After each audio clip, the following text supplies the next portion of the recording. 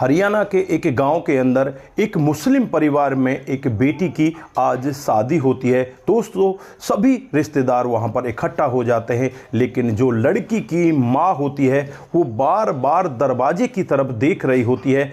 पता नहीं वो किसका इंतजार कर रही होती है। उसके घर वाले उससे पूछ भी रहे होते हैं कि तुम क्या बार बार दरवाजे की तरफ देख रही हो, तो वो कहती है कि आज कोई स्पेशल हमारे घर में आने वाला है। दोस्तों, अब थोड़ी देर का समय इसी तरह से और बीत जाता है। थोड़ी देर बाद ही वहाँ पर एक हिंदू व्यक्ति अपनी साइकिल पर एक पोट्री बांधकर पहुंच जाता है। दोस्तों, सभी लोग आपस में कानाफूसी करने लगते हैं कि ये हिंदू व्यक्ति कौन है और इसने ये पोट्री क्यों बांध रखी है। और जब यहाँ पर लड़की की माँ को पता चलता है कि एक हिंदू व्यक्ति वहाँ पर एक पोट्री लेकर आया है, तो वह दौड़ी दौड़ी उस हिंदू व्यक्ति के पास पहुँच जाती है। तो उस हिंदू व्यक्ति को देखते ही वो भागकर उसे गले लगा लेती है और उसकी आंखें नम हो जाती हैं। दोनों की आंखों में आंसू होते हैं, दोनों एक दूसरे के आंसुओं को पहुँच रहे होते हैं। दोस्तों, यहाँ पर तरह तरह के सवाल कि ये हिंदू व्यक्ति कौन है। यहाँ पर जो और भी परिवार के लोग होते हैं वो भी तरह तरह के विचार करने लगते हैं। उसके बाद जो खुलासा होता है, कभी किसी ने कल्पना भी नहीं की थी। दोस्तों, अगर आप लोग भी पूरी कहानी को डिटेल से जानना चाहते हैं तो वीडियो को जरा सा भी स्किप ना करें, लास्ट तक वीडियो को जरूर देखिएगा। आगे बढ़ने से पहले हमारी वही रिक्वेस्ट कि जो हमारे चैनल के साथ नए हैं, कृपया करके चैनल को फॉलो कर लें, बेल आइकन को जरूर प्रेस करें। नमस्कार, जय हिंद। आप देख रहे हैं APH न्यूज़ राहुल रावत के साथ। दोस्तों, आज से करीब 25 साल पहले का ये वाकया होता है। एक गांव के अंदर सियाराम नाम का एक व्यक्ति रहा करता है, जिसकी 3 बेटियां होती हैं और 2 लड़के होते हैं। दोस्तों, उसकी 2 बहनें भी होती हैं। बहनों की शादी हो चुकी होती है, बहन अपने घर जा चुकी होती है अपनी पत्नी के साथ, और 5 बच्चों के साथ वो बड़े आराम से रहा करता है। खेती क्यारी का वो काम किया करता। वो बड़ा ही खुश मिजाज व्यक्ति होता है। जिस भी व्यक्ति से वो मिलता बस उसे खुश ही कर दिया करता। इसी तरह से धीरे धीरे समय बीतने लगता है और एक दिन का वाकया होता है, जब वो अपने खेतों पर काम करने के लिए जा रहा होता है तो रास्ते में एक महिला जो मुस्लिम होती है वो उसे वहाँ पर दिखाई देती है और वो आंखों में आंसू लेकर रास्ते भर चलती हुई आ रही थी।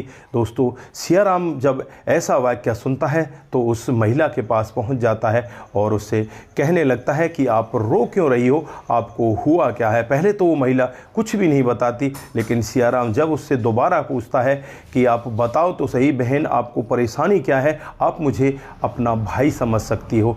तो यहाँ पर जो मुस्लिम महिला होती है अपनी पोट्री जो सर के पर रख रखी थी उसे ज़मीन पर रख देती है और रोते हुए कहने लगती है कि भाई, अगर आपने मुझे बहन माना है तो मैं आपको बता देती हूँ। यहाँ पर वो महिला रोते हुए कहने लगती है कि मैं आज अपने भाइयों के पास गई थी और वहाँ से मुझे भात लेना था क्योंकि मेरी बेटी की शादी होने वाली है।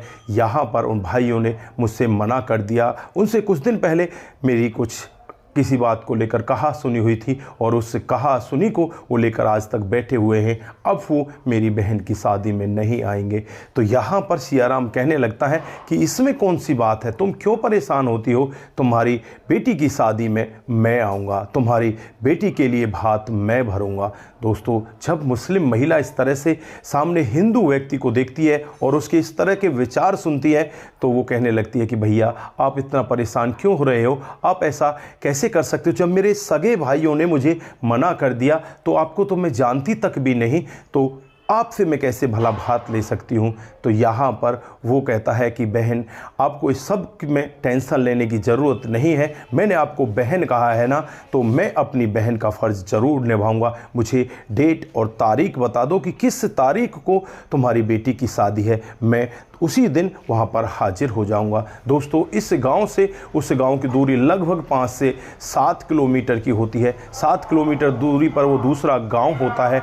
अब यहाँ पर महिला उसे अपने गांव का एड्रेस बता कर जाती है और एड्रेस को सुनकर वो अपने मन ही मन खुश होने लगता है और सोचने लगता है कि मुझे इस बहन की बेटी का भात भरना है। दोस्तों, अब यहाँ पर वो महिला भी खुशी खुशी आगे चली जाती है और अपने घर वालों को जाकर यही कहती है कि मेरा भाई भात देने के लिए ज़रूर आएगा। उसने ये सब नहीं बताया था कि मेरा कौन सा भाई आएगा, मेरा हिंदू भाई भी बन चुका है, वो भाई भात देने के लिए आएगा। उसने बस यही कहा था कि मेरा भाई भात देने के लिए ज़रूर आएगा। दोस्तों इधर सियाराम अपने घर पर पहुंच जाता है और वहां जाने के बाद अपनी पत्नी से पूरा वाक़या बताता है कि इस तरह से मुझे एक मुस्लिम बहन मिली है, उसकी बेटी का भात भरना है, ये फ़लाँ तारीख की उसकी शादी है, इस सब के लिए तुम तैयारियां करो। यहाँ पर जो पत्नी होती है वो भी कहने लगती है कि तुमने बहुत ही अच्छा निर्णय लिया, अब मैं इस तैयारी में जुट जाती हूँ। दोस्तों फिर वो बाज़ार से जाकर उनके लिए जो भी कपड़े वगैरह होते हैं, जो सोने का सामान वगैरह उनके पास होता है, वो सब चीज़ वहाँ पर तैयार कर लेते हैं। और वो दिन आ जाता है कि जब उस लड़की की शादी होने वाली होती है। यहाँ पर एक गठरी बांधी जाती है, गठरी में तमाम तरह का सामान पैक किया जाता है और पैक कर कर सियाराम सीधे अपनी साइकिल को वहाँ से निकालता, बहुत ही चमचमाते हुए कपड़े पहन रखे होते हैं, बहुत ही अंदर से खुश होता है और सीधे उस मुस्लिम परिवार के घर में पहुँच जाता है। दोस्तों जब यहाँ पर गठरी में इस तरह से साइकिल पर बंधी हुई लोग बाग देखते हैं और एक हिंदू व्यक्ति को घर के अंदर आता हुआ देखते हैं तो आपस में कानाफूसी करने लगते हैं।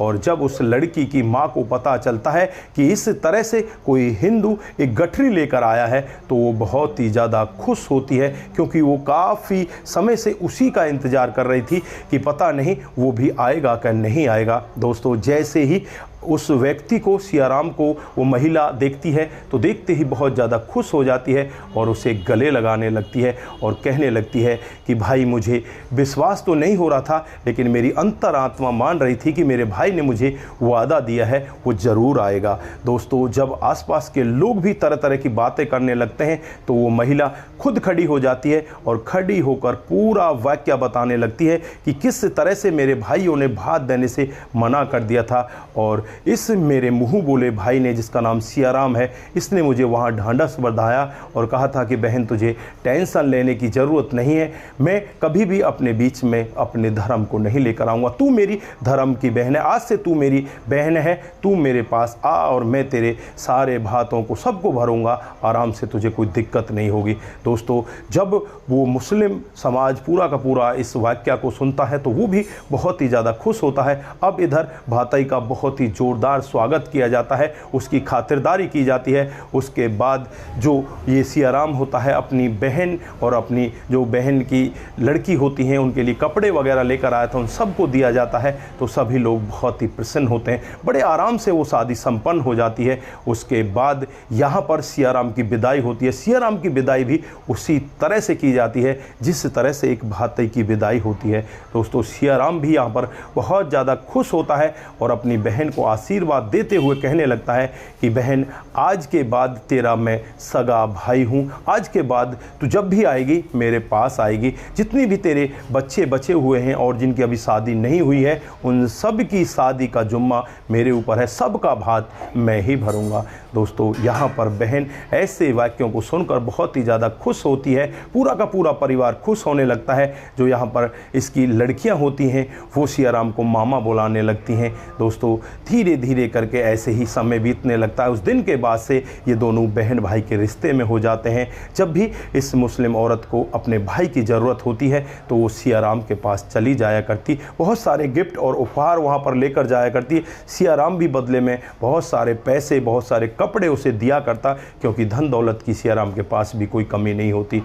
समय इसी तरह से बीतने लगता है और समय के हिसाब से ही जो सियाराम है और ये मुस्लिम महिला है, इन दोनों का जो प्यार है बहुत आगे बढ़ जाता है। यहाँ पर सियाराम इसकी सारी लड़कों का भात दे देता है और बड़े अच्छे से ये लोग अपने जीवन को बिताने लगते हैं। दोस्तों आसपास के लोगों में जब ये मामला पहुँचता है कि एक हिंदू व्यक्ति जो एक मुस्लिम महिला का भात देने के लिए आया है, ये सब वाक़या सुनकर सभी लोग इस कहानी को मिसाल देने लगते हैं। दोस्तों ये कहानी आज से 25 साल पहले घटती है, आज भी ये कहानी जिंदा है और ये कहानी एक मिसाल बनकर हमारे समाज के बीच तैर रही है। इसलिए मैंने सोचा कि आज आपको ये कहानी ज़रूर सुनानी चाहिए। दोस्तों अगर आप लोगों को ये कहानी ज़रा सी भी प्रभावित करती है, ज़रा सी भी अच्छी लगती है तो दोस्तों के साथ ज़रूर शेयर करके जाएं। दोस्तों आपका एक शेयर हमें आगे बढ़ाता है और इसी तरह से सस्ता पर आधारित कहानियाँ हम आपके बीच लेकर हाजिर होते रहते हैं। दोस्तों